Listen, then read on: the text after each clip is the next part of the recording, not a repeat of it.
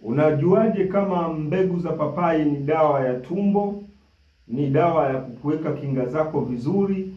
Minyoo hii, kaa hapa na Dr. Nabil unisikilize mpaka mwisho, ujue ni dawa hii. Mbegu ya papai ni dawa ambayo ni kubwa ya kukusaidia wewe. Okay, naomba tusikilizane. Kama unahitaji kuweza kutibu tumbo lako, unaweza kutibu minyoo katika mwili wako, unahitaji kuweza kulinda kinga zako vizuri katika mwili wako, mbegu za papai usitupe.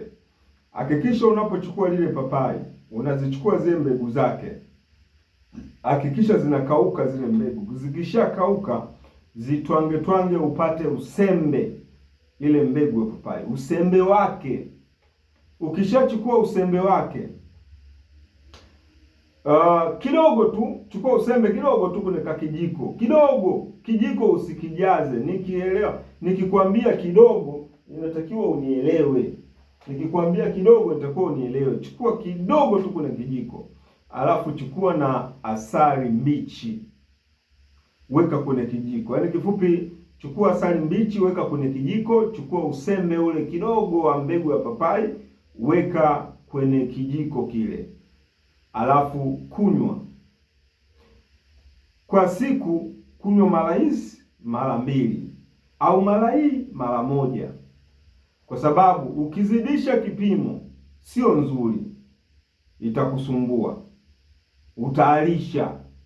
Kwa usizidishe kipimo, weka tu kidogo kwenye kijiko kifupi, kama kwenye kijiko, robo kijiko na asali kidogo, umemaliza.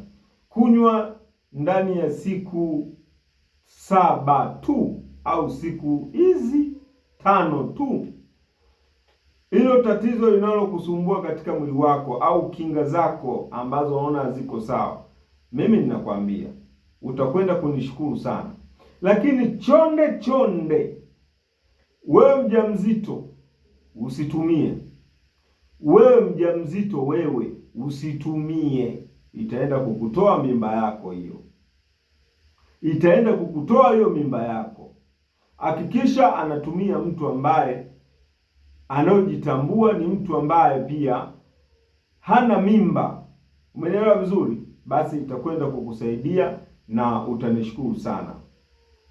Kwa majina naitwa Dr. Nabil number 1 Tanzania, aidha ukipenda niite jitu la kale liliyoshindikana. Napatikana katika mitandao ya kijamii 3: Facebook, TikTok, YouTube. I'm King Dr. Nabil number 1 Tanzania.